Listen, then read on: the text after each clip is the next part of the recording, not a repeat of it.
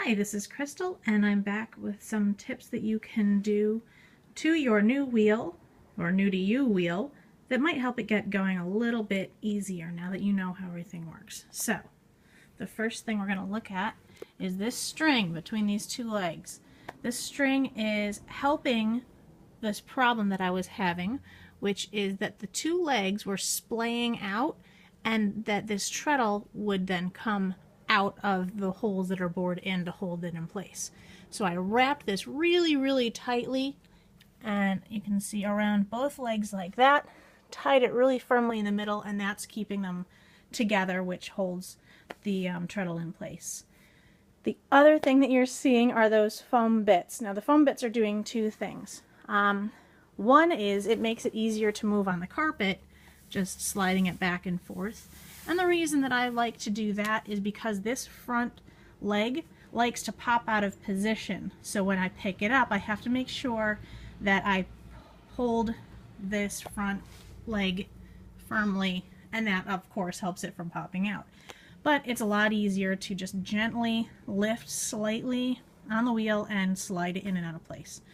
That's the first thing. The other thing it's doing is this is a carpet, as you can probably tell, and so if this wasn't on here, or these weren't under the legs would sink down into the carpet. Well, big deal, right? Well, believe it or not, this was working way better on a tiled floor, because if the legs are pushed down into the carpet, that means that this is automatically closer to the floor. And I need a full depression of this. This goes up to the wheel mechanism and helps the wheel go around. You can see that there. And so I need this to go all the way to the floor. And when the legs were already sinking down into the floor a bit, that didn't have enough space to go fully down. So these little foam bits are keeping it just off the floor enough that gives me that full depression of the pedal that I need. There's two things. This happens to be a CPW, or Canadian production wheel, and how you can tell a lot of them will have this tilted mother of all. It doesn't have one of those knobs, but what it does have are wing nuts on the bottom right here, and those wing nuts loosen this bar that's holding this this whole thing in place. And so this handle allows me to tilt this back and forth, which then allows the tension to loosen or tighten depending on how much I pull it. If I want it really tight, I'll pull it up like that, and then I would tighten it into place, and that will give me my tension. You can see from these marks right there, you can see that this wheel has been loved. What those marks are actually where the yarn over the years has come through and worn grooves in the flyer to be used. So if you see those marks on a wheel, that's a really good sign that at one point anyways, it was very well loved. Some people say beware of bobbins and whorls that have chips and cracks in them.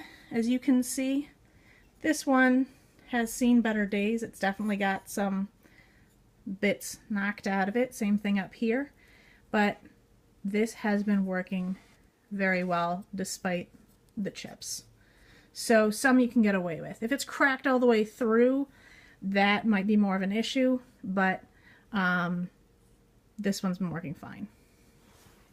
So when I first got this, the first thing I did was I got myself some baby wipes, and I got myself some rags, and I also got, this just happens to be the one that I got, it's a Howard's Feed and Wax.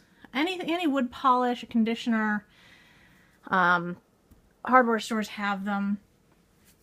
It will really help to bring out the color, because this is wood. It's living wood. It gets old, it gets tired, it gets dried out.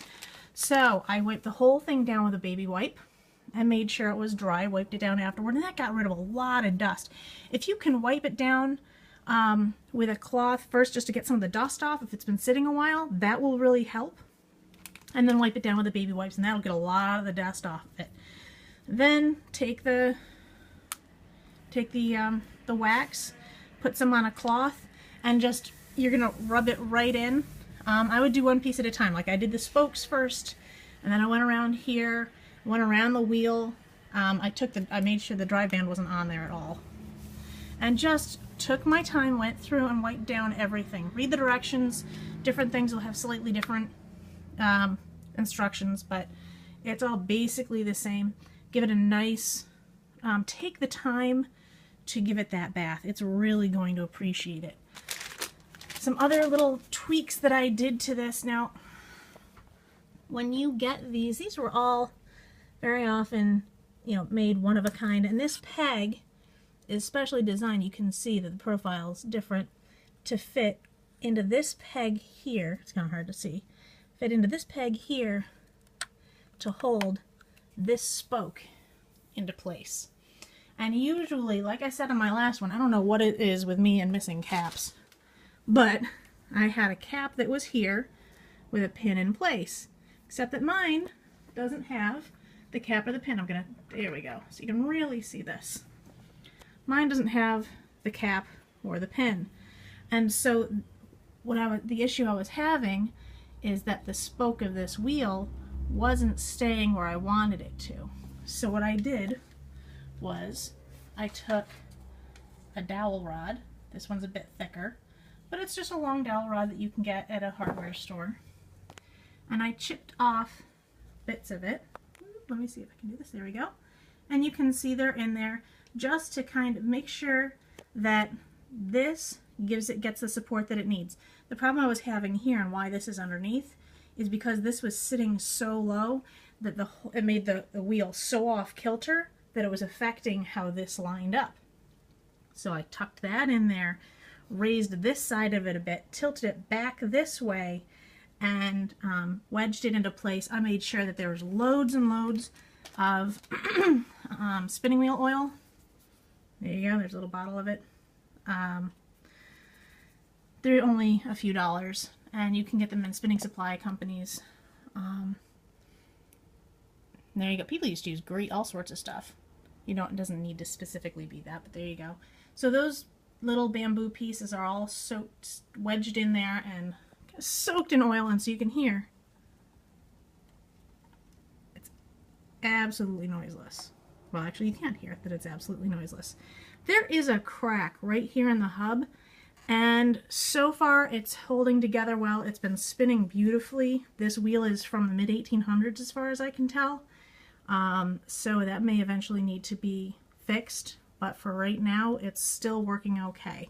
You can see it's starting to gather a little bit of dust. This thing probably needs a new bath. But that really brought out all the color. This thing was so, you can see in the cracks, it was very pale, and as soon as I started putting the feed and wax on it, the color just started really popping out of it. And my phone is not, sorry guys, there we go.